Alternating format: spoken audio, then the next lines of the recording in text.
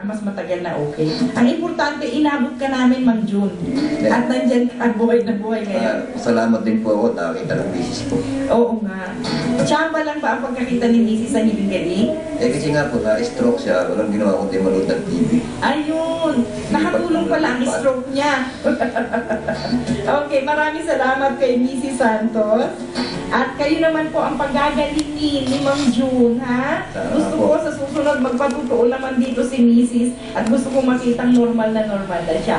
Tapos yung mga bawal na pagkain, ang matataas sa cholesterol ko at maaalat, iwasan na. Maraming hydrating diet. Mainit-init ang tubig ni Mrs. Mainit-init lahat ng beverages para yung ugat na yung ugat ay madaluyan ng magandang serbisyo ng dugo para ma-recharge lahat, no, ng mga bahagi ng katawan niya na naapektuhan ng stroke.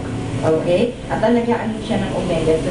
Pwede siya mag 3 times a day, no, para mas mabilis at matutulungan na i-check mo na yan. At syempre, dahil ikaw ang special guest ko, Mang June, ikaw ang kakain ng healing recipe natin ngayon. Magme-merienda ka. Isa-serve ni Chef Nestor. Sandali lamang po ang ating Philippine Standard Time, mga kapatid. 46 minutes past 11 in the morning.